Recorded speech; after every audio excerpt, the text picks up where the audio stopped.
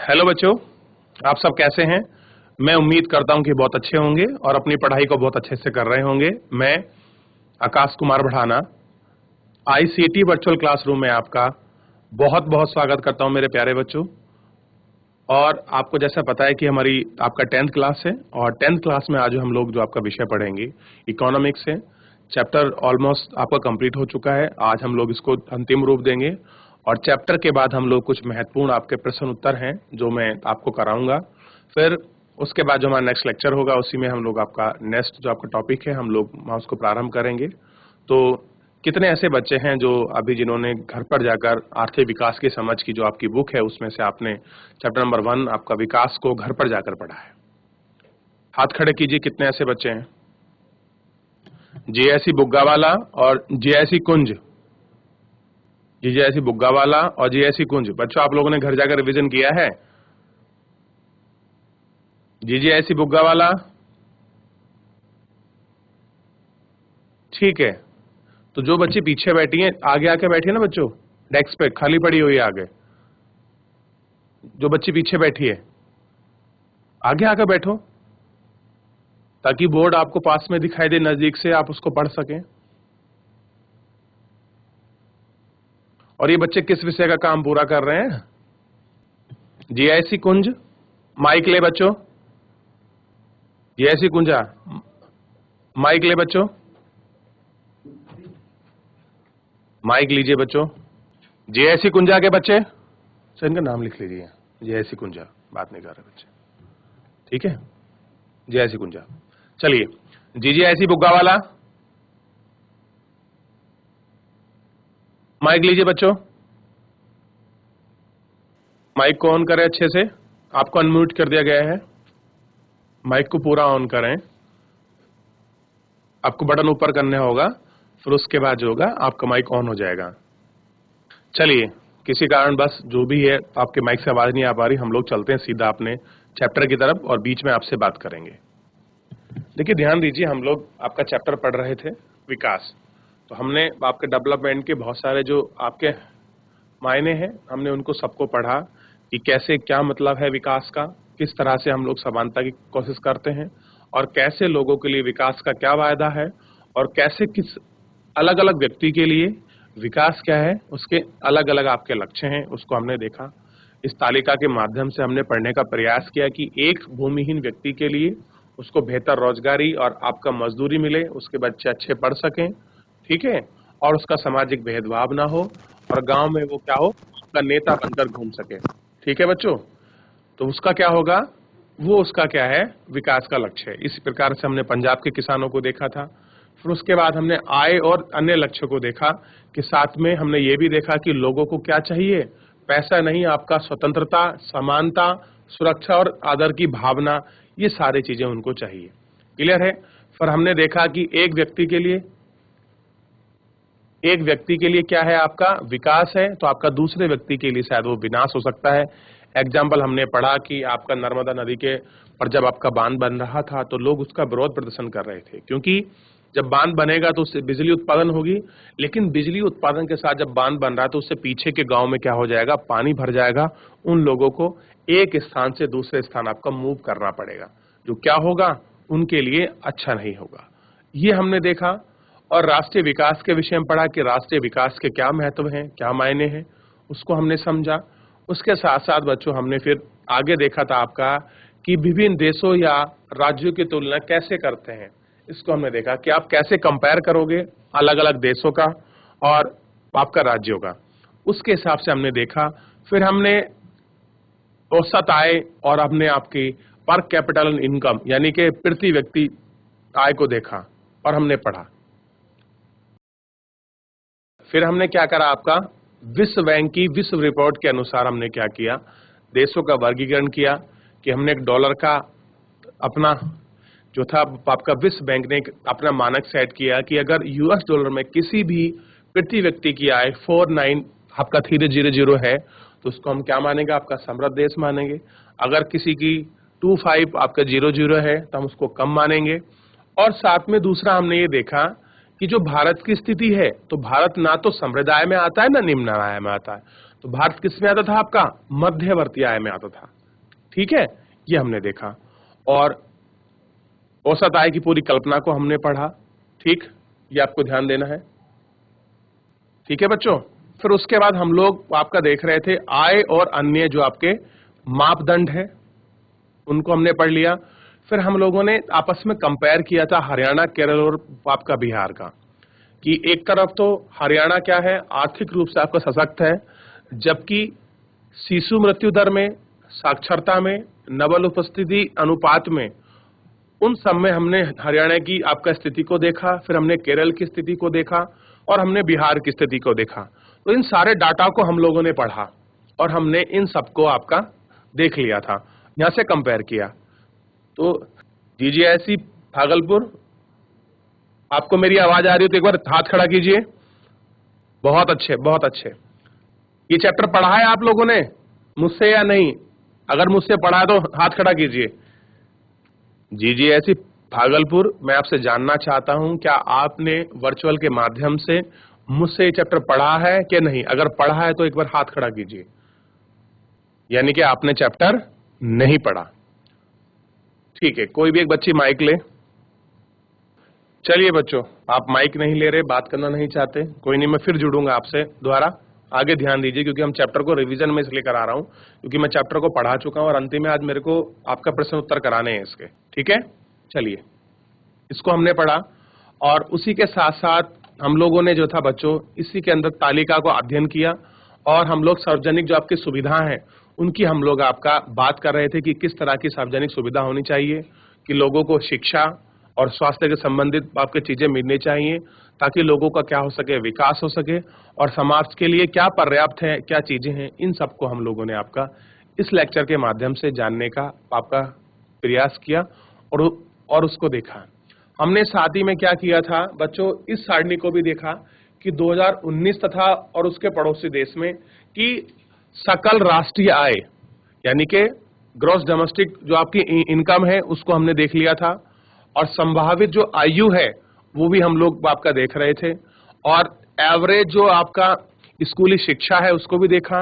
SGI जो आपका index है, ह्यूमन डेवलपमेंट इंडेक्स, यानी कि मानव विकास सूचकांक में भारत की कौन सी रैंक है और उसके पड़ोसी देशों की कौन सी रैंक है, इसको भी हमने देखा। क्लियर है बच्चों? तो बस थोड़ा सा ये रह गया था, आज हम इसको कंप्लीट कर लेते हैं। देखिए, यह आश्चर्यजनक नहीं है कि हमारे पड़ोसी देश का एक छोटा सा देश श्रीलंका हर विषय में भारत से आगे है। कह रहे कि अगर आप लोग एसजीआई इंडेक्स को देखोगे तो आपको पता लगेगा कि जो आपका श्रीलंका है भारत से हर बात में कैसा है, आगे है, वो आपको दिखाई देगा। ठीक, और जैसे बड़े देश विश्व में इतना नीचे क्रम में है कि तालिका 1.6 में भी दिखाया गया है कि यद्यपि नेपाल और बांग्लादेश की प्रति व्यक्ति आय भारत की तुलना में कम है। अब देखिए क्या है, भारत की आय में क्या है, इनमें कम है, ये हमको देखना है। ठीक है, ध्यान दीजिए, फिर भी वे भारत से अधिक आयु में पीछे हैं। एचडीआई के परिकल्पना में बहुत से सुधार के सुझाव दिए गए हैं। मानव विकास की रिपोर्ट में बहुत से नए घटक, यानी कि घटक का मतलब होता है आपके फैक्टर, कारण को आपका जोड़ा गया है। लेकिन मानव विकास से पहले यह बात स्पष्ट कर दी गई है कि विकास महत्वपूर्ण है। एक देश के नागरिकों के साथ क्या होगा, क्या रहा होगा, लोगों को स्वास्थ्य, उनका कल्याण सबसे जरूरी है। यानी कि सबसे इंपॉर्टेंट क्या है कि लोगों का जो स्वास्थ्य है और उनका कल्याण वो सबसे आपका इंपॉर्टेंट रखता है किसी भी देश के लिए। क्या आप सोच सकते हैं कि मानव विकास को मापने के कुछ और पहलू पर विचार किया जाना चाहिए? क्या आप जान सकते हैं? अब देखिए, तो इन सब चीजों को आपको जानना है। आप एक बार ये कीजिए बच्चों कि अगर आप लोगों ने पढ़ा है, एक इस वाले इंडेक्स को एक बार आप लोग जरूर पढ़ लें। जब आप इस वाले इंडेक्स को पढ़ेंगे तो आपको बहुत सारी ऐसी चीजें हैं जो आपको जानकारी इसमें मिल जाएगी। फिर भी मैं एक बार आपको एक्सप्लेन कर देता हूं। देखिए, इसको समझने का प्रयास करिए थोड़ा सा। ये तालिका दी है आपका 1.6 2019 के डाटे के अनुसार ये हम लोगों को सारणी दी गई है। इस सारणी को हम लोग अगर आपका देखें तो ये क्रम में देश दिए गए हैं, इसमें दिया गया सकल राष्ट्रीय आय यानी प्रति व्यक्ति आय हमको इसमें दी गई है, अमेरिकी आपके डॉलर में। और ये जो आय ली गई है ये 2017 को मानक मान के, स्टैंडर्ड मान के ली गई है। और जन्म के समय आयु संभावित आयु में दिखाया गया है। विधाली औसत आयु 25 वर्ष या उससे अधिक दिखाया गया है। और विश्व में मानव विकास सूचकांक का क्रम दिखाया गया है।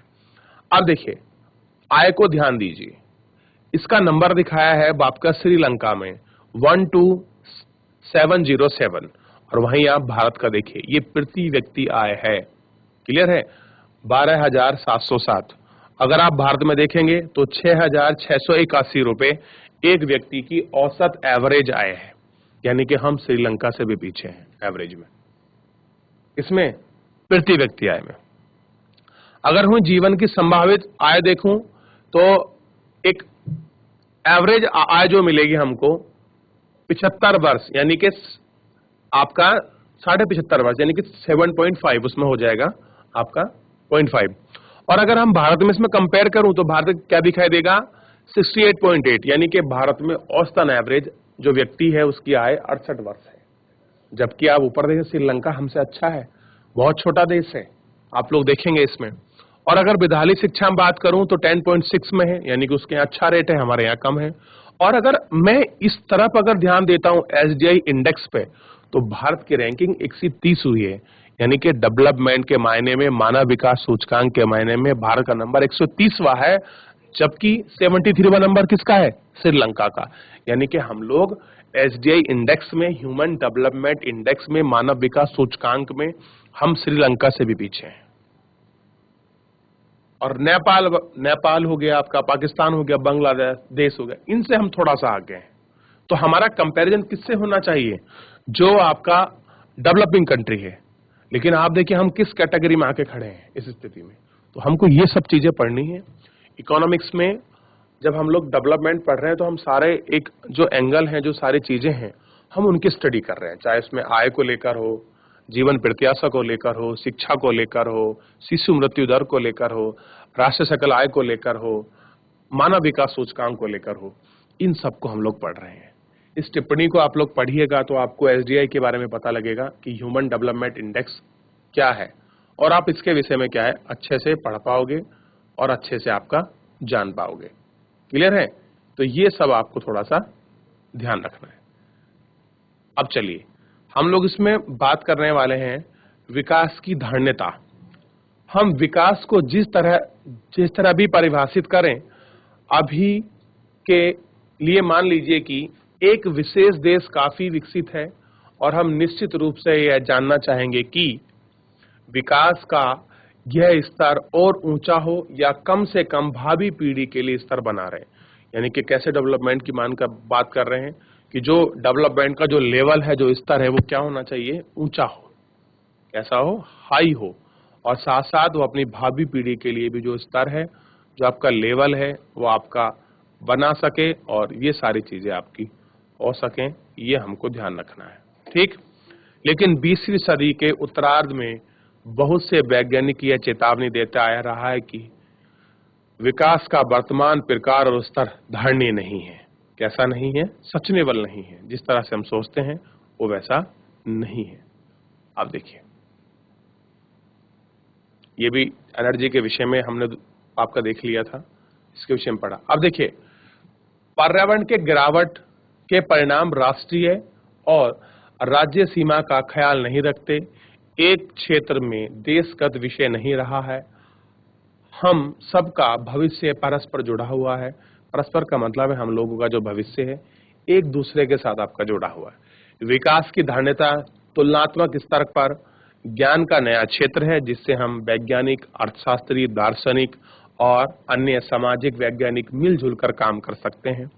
विकास या प्रगति का प्रश्न हमेशा चलने वाला प्रश्न है। हर वक्त में हमें व्यक्तिगत स्तर पर और समाज का सदस्य होने ने नाते यह प्रश्न पूछने की आवश्यकता है कि हम कहाँ जाना चाहिए और हमें क्या करना चाहिए और हमारे लक्ष्य क्या हैं।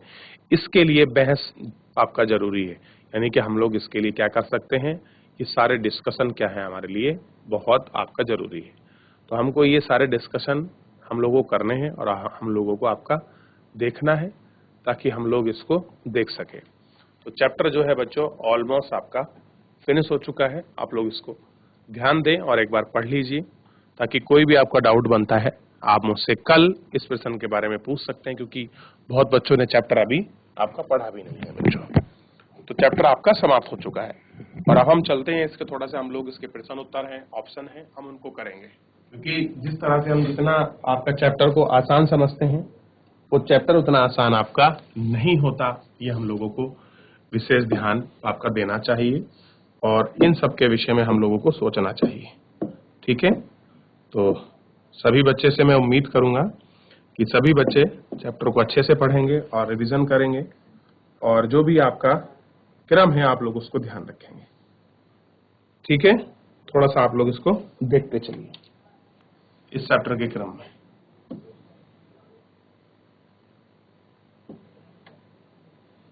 अब देखिए, ये आपके प्रश्न उत्तर हैं, आप इनको ध्यान दीजिए। ऑप्शनल वाले हैं तो मैं इनको यहीं निपटा देता हूं, क्योंकि लिखने में फिर आपका समय लगेगा। तो सबसे पहले प्रश्न का आप लोग ध्यान दे सकते हैं और पढ़ भी सकते हैं इसको। जो आपका प्रश्न है ये आपको ध्यान देना है। प्रश्न है कि सामान्यतः किसी देश का विकास किस आधार पर निर्धारित किया जाता है। सिंपली पूछ रहा है कि अगर आप ये जानना चाहते हैं कि किसी भी देश का या राज्य का विकास किन बातों के ऊपर डिपेंड करता है, कौन से ऐसे पॉइंट है जिसके ऊपर ये सारी चीजें आपका डिपेंड करती हैं, तो मुझे बताइए बच्चों, कोई है ऐसा बच्चा जो इसका आंसर देना चाहेगा पहले वाले ऑप्शन का? माइक लेकर बात करिए, चैट के माध्यम से भेजिए, बताइए बच्चों।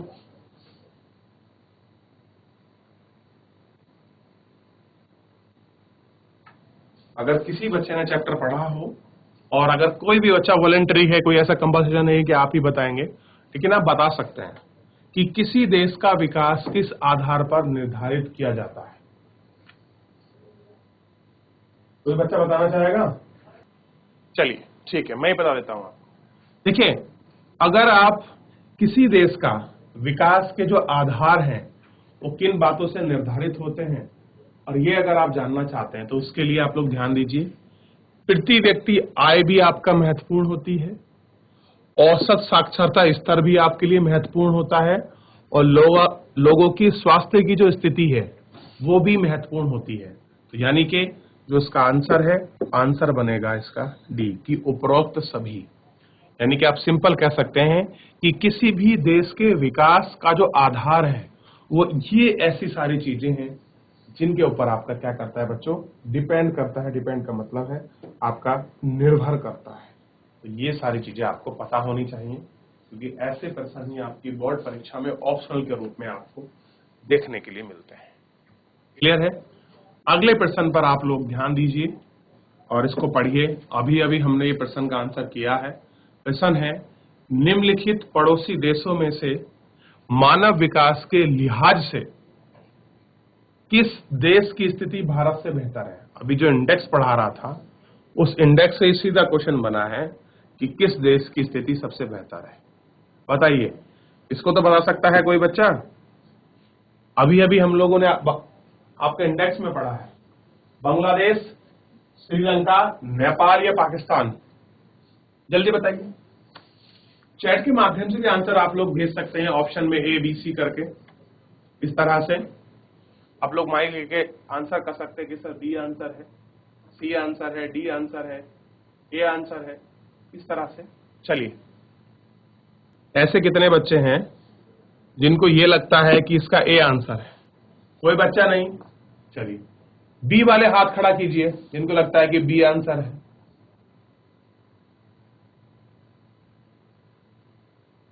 जी ऐसी बुग्गा वाला, बताइए कौन सा आंसर है? बी आंसर वाले, ये कौन सा सर? जी भागलपुर। बहुत अच्छे, ताली हो जाए एक बार बच्चों के लिए, इनके सभी के लिए। बहुत बढ़िया, बहुत अच्छे, बहुत बढ़िया। इसका आंसर क्या है आपका? बी, श्रीलंका। अभी हम लोग एसडीआई आपके इंडेक्स भी पढ़े थे और सकल राष्ट्रीय जो आय है उसके विषय में भी पढ़े थे, और एवरेज जो एज है उसके विषय में भी पढ़े थे। तो ऐसे प्रश्न ही बनते हैं आपकी बोर्ड परीक्षा में ऑप्शनल के लिए। हम लोगों को ये याद आपको रखना चाहिए। और इसको हम लोगों को देखना भी चाहिए। क्लियर है? अगला बढ़िए, अगले प्रश्न की तरफ। इस तरह से सब लोग आंसर देंगे, मेरा भी मनोबल बढ़ेगा, साथ में और बच्चों का भी। देखिए, मान लीजिए कि एक देश में 4 परिवार हैं। इन परिवारों की प्रति व्यक्ति आय 5,000 रुपए। अगर इन तीनों परिवार की आय क्रम से 4,000, 7,000, 3,000 रुपए है, तो चौथे परिवार की आय क्या होगी? चलिए जल्दी बताइए। देखो, मेरे को तो मैथ आती नहीं क्योंकि मैं गणित का अध्यापक नहीं, लेकिन आप लोग 10th क्लास में हैं तो आप लोग निकाल सकते हैं। साइंस वाले बच्चे होंगे ना सब, पर एसएसटी वाले आप तो अगर साइंस नहीं पढ़ रहे। चलिए इसको बताइए, कुछ तो सोचिए। देखिए, वो कह रहा है कि मान लीजिए एक देश में 4 परिवार हैं और इन परिवार की प्रति व्यक्ति आय कितनी है? 5,000 रुपए। अगर हम लोग क्रम से बात करें तो एक की 4,000, एक की कितनी है? 7,000 और एक की आपका 3,000। तो चौथे की क्या होगी? ए ऑप्शन वाले हाथ खड़ा करें। कोई नहीं है? बी ऑप्शन वाले हाथ खड़ा करें। बी ऑप्शन वाला भी कोई नहीं है। सी वाले हाथ खड़ा करें। डी वाले हाथ खड़ा करें। तो इसका मतलब कोई सही नहीं होगा इसमें। बहुत बढ़िया, जो पीछे बच्चे हाथ खड़ी कर रही है, सही आंसर है डी। 6,000 रुपए एवरेज आय होगी। बहुत अच्छे। चलिए, आप सोच रहे हैं कि मैंने तो बोला था ये 6,000, लेकिन मैं बोल नहीं पाई। तो बोल दीजिए, हम लोग बात कर रहे हैं, बता सकते हैं आप लोग। आपस में डिस्कस करने से बढ़िया है कि आप आंसर दीजिए। गलती तो होगा, सही करने की जिम्मेदारी हमारी है उसकी। क्लियर है? और उसको देखने की कि क्या चीज है और किस तरह से है। अब देखिए, इस प्रश्न का आंसर मैं आपको लिखाऊंगा नीचे। देखिए, अब हमारे पास प्रश्न है ये कि विश्व बैंक विभिन्न वर्गों का वर्गीकरण करने के लिए किस प्रमुख मापदंड का प्रयोग करता है? इस मापदंड की अगर कोई सीमा है तो सीमा क्या है? आइए इस प्रश्न का आंसर हम लोग आपका शुरू करते हैं और इस आंसर को हम लोग आपका लिखना भी प्रारंभ करेंगे। ठीक है? चलिए आंसर के रूप में लिखता हूं।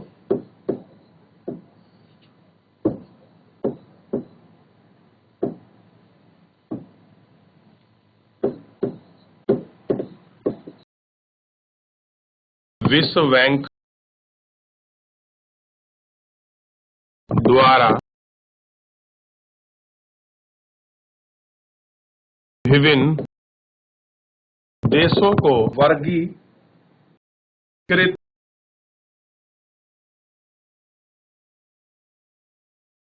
करने में उपयोग की जाने वाली मुख्य कसौटी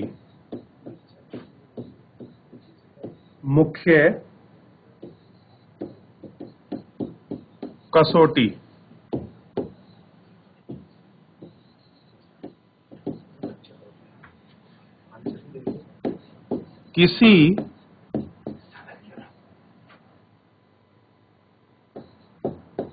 देश के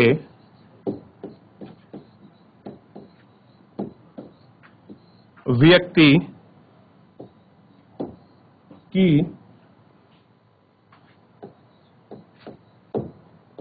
प्रति व्यक्ति आय या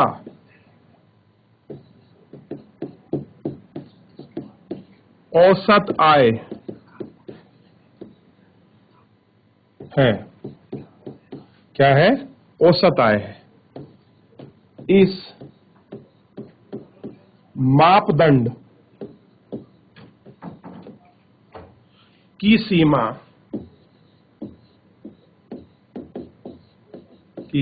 सीमाएं नॉट सीमाएं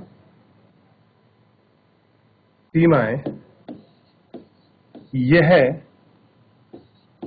हमें इस बारे में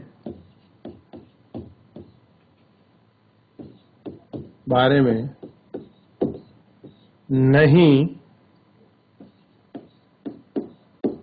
बताता है, नहीं बताता है कि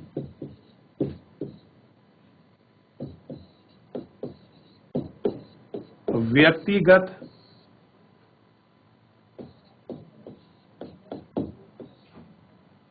देशों में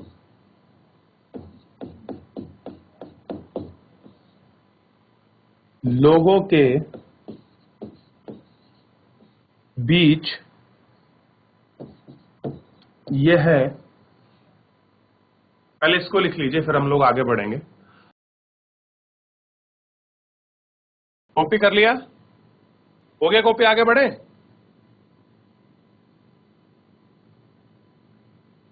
चलिए, यह है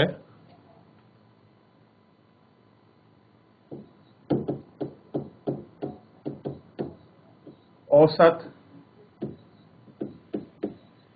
आय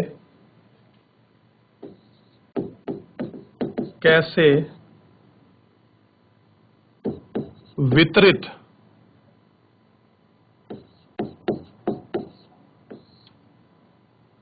की जाती है,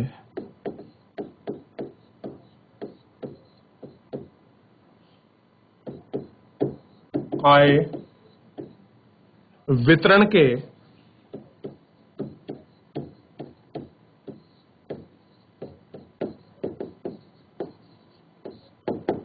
संबंध में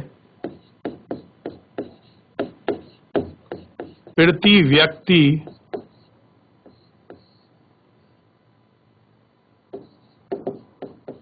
आय वाले देश, आय वाले, एक मिनट, दो देश होंगे,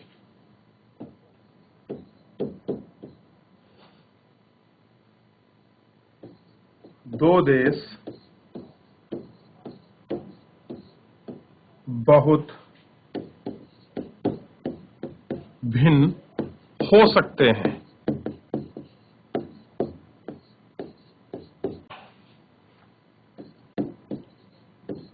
एक के पास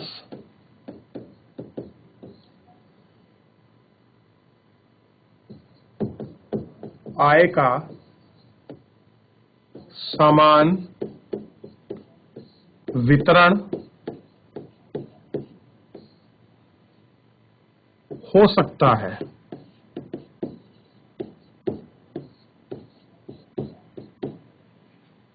जबकि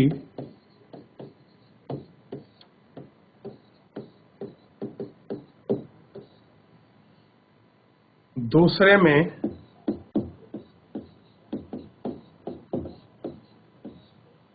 अमीर और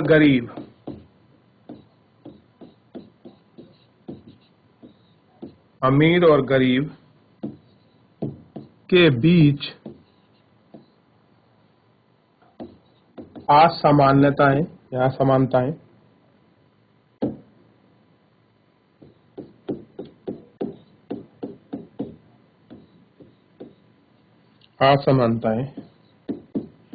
हो सकती हैं।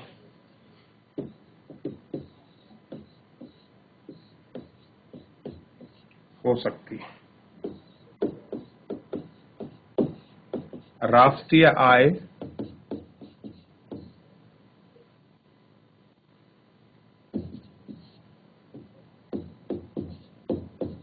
वर्गीकरण का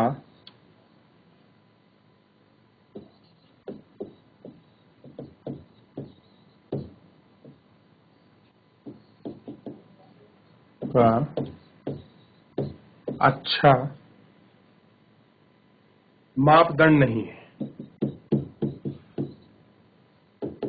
अच्छे मापदंड नहीं, लिख लीजिए, फिर अगले प्रश्न पर बढ़ेंगे। बच्चों कर लिया कॉपी? बहुत अच्छे, हाथ नीचे कर लीजिए।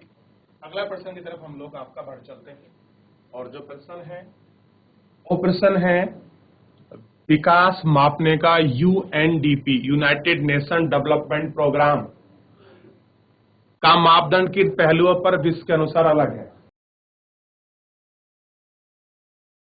तो बच्चों, आज हमने इतना देखा। इस लेक्चर में एक प्रश्न को देखा, चैप्टर को समाप्त किया। अगला लेक्चर मेरा ही है। बस 2 मिनट के ब्रेक के बाद हम लोग क्या करेंगे, अपना लेक्चर अगला जो है आपका प्रारंभ करेंगे। तब तक इसको आप लोग रिवीजन कीजिए। मिलते हैं ब्रेक के बाद।